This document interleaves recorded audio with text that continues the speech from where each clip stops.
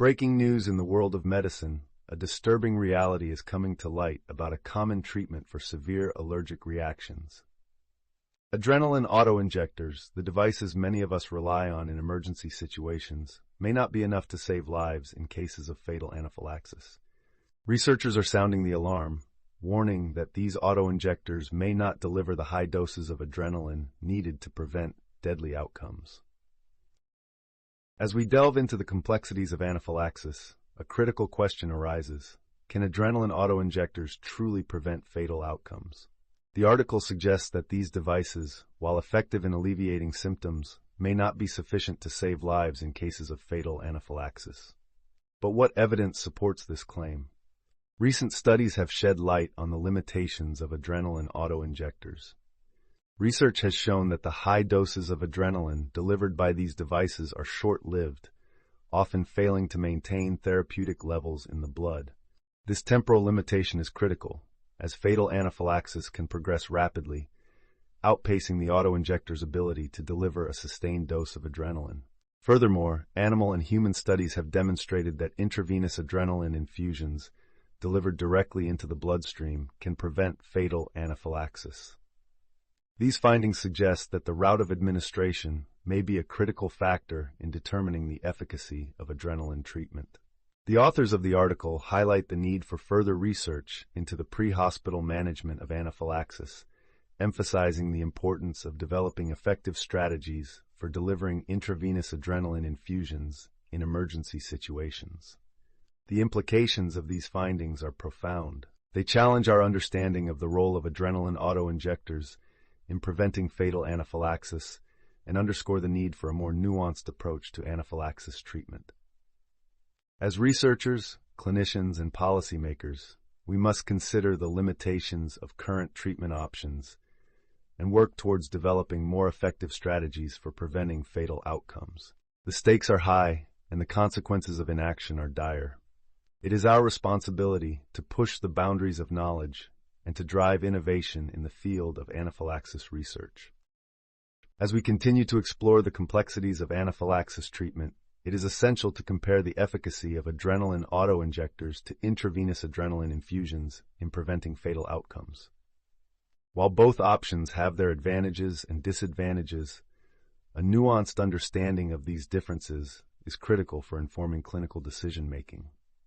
Adrenaline auto-injectors such as EpiPens have been widely adopted as a first-line treatment for anaphylaxis. Their convenience, ease of use, and portability make them an attractive option for individuals at risk of anaphylaxis. However, as we have discussed, the high doses of adrenaline delivered by these devices are short-lived, and their efficacy in preventing fatal anaphylaxis is limited. In contrast, intravenous adrenaline infusions offer a more sustained and controlled delivery of adrenaline, which can be critical in preventing fatal outcomes. This treatment option requires medical expertise and equipment, but its advantages are substantial. Intravenous adrenaline infusions can provide a more rapid and effective increase in adrenaline levels, which can be particularly important in cases of severe anaphylaxis. However, intravenous adrenaline infusions also have their limitations. They require specialized equipment and medical personnel, which can be a significant barrier to access in emergency situations. Additionally, the risk of adverse effects, such as arrhythmias and hypertension, must be carefully managed. In conclusion, the choice between adrenaline auto-injectors and intravenous adrenaline infusions depends on the specific circumstances of each case.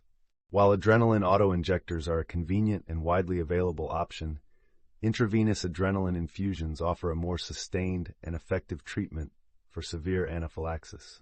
As researchers and clinicians, we must continue to explore the advantages and disadvantages of each treatment option and work towards developing more effective strategies for preventing fatal outcomes.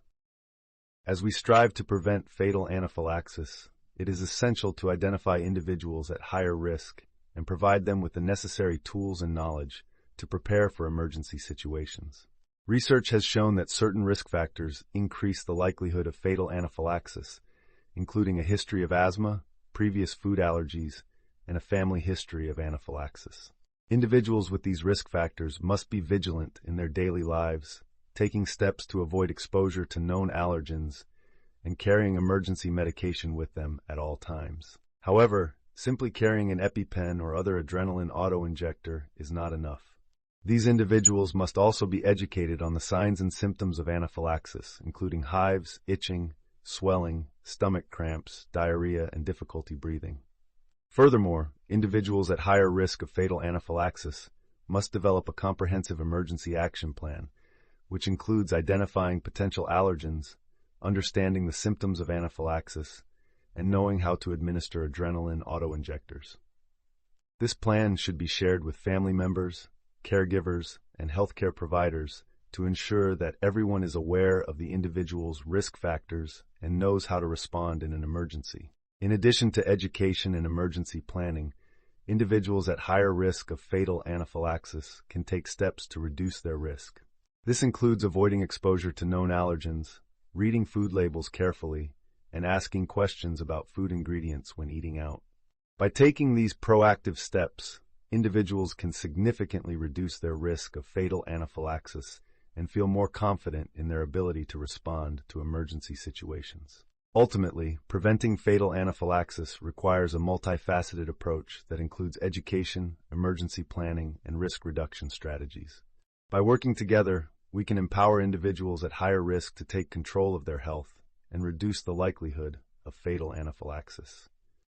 The unpredictability and speed of fatal anaphylaxis are critical factors that must be considered in pre-hospital treatment and management. The article highlights the rapid progression of anaphylaxis, which can outpace the effectiveness of even the most timely and appropriate treatment. This underscores the need for a more proactive and anticipatory approach to pre-hospital care. In the context of pre-hospital treatment, the unpredictability and speed of fatal anaphylaxis pose significant challenges. Emergency medical services (EMS) personnel must be able to rapidly assess the situation and provide immediate treatment, often in the absence of a clear diagnosis. This requires a high degree of situational awareness, clinical expertise, and decision-making speed. The article's discussion on the speed of fatal anaphylaxis also raises important questions about the role of pre-hospital treatment in preventing fatal outcomes. While adrenaline auto-injectors and other treatments can be effective in alleviating symptoms, they may not be sufficient to prevent fatal anaphylaxis in cases where the reaction is particularly severe or rapid. In light of these challenges, it is essential to develop and implement more effective pre-hospital treatment protocols for anaphylaxis. This may involve the use of more advanced treatments, such as intravenous adrenaline infusions, or the deployment of specialized EMS teams with expertise in anaphylaxis management. Furthermore, the unpredictability and speed of fatal anaphylaxis highlight the need for greater awareness and education among the public, healthcare providers, and EMS personnel. By promoting a better understanding of anaphylaxis and its risks, we can work towards reducing the incidence of fatal anaphylaxis and improving outcomes for those affected. Ultimately, the unpredictability and speed of fatal anaphylaxis demand a more proactive and anticipatory approach to pre-hospital treatment and management. By working together, we can develop more effective strategies for preventing fatal anaphylaxis and improving outcomes for those affected.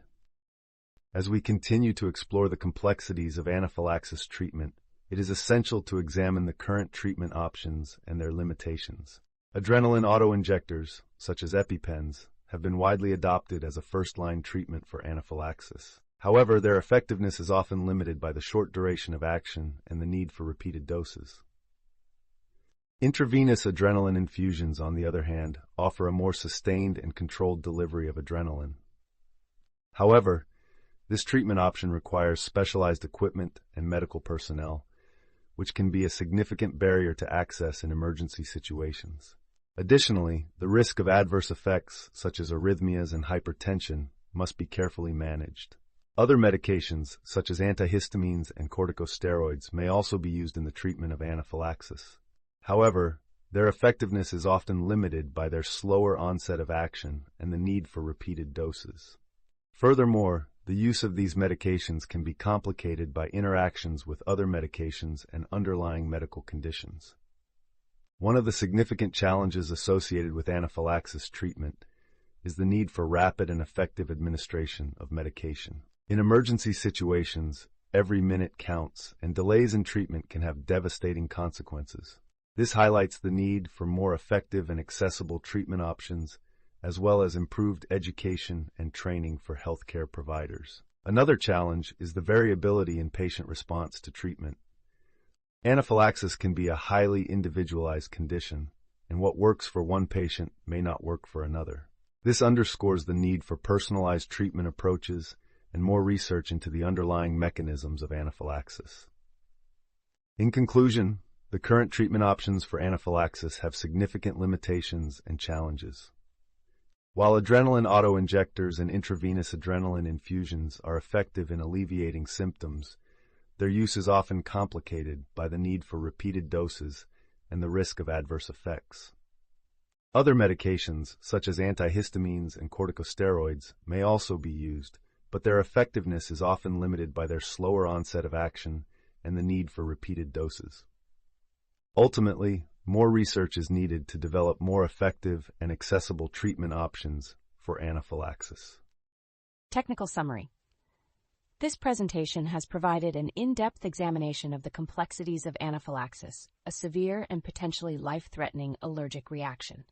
The discussion has highlighted the limitations and challenges associated with current treatment options, including adrenaline auto-injectors, intravenous adrenaline infusions, and other medications. Key findings include adrenaline auto-injectors have a short duration of action and may require repeated doses to achieve therapeutic levels. Intravenous adrenaline infusions offer a more sustained and controlled delivery of adrenaline, but require specialized equipment and medical personnel. Other medications, such as antihistamines and corticosteroids, may be used in the treatment of anaphylaxis, but have limitations due to their slower onset of action and potential for adverse effects. The variability in patient response to treatment highlights the need for personalized treatment approaches and more research into the underlying mechanisms of anaphylaxis. This content is the product of Intellect Cascade, a research product of Big Blue Ceiling. Intellect Cascade is a cutting-edge research platform that leverages advanced artificial intelligence and machine learning algorithms to analyze and synthesize complex information from various sources. Our mission is to provide accurate, up-to-date, and actionable insights to support informed decision-making in the fields of medicine, science, and technology.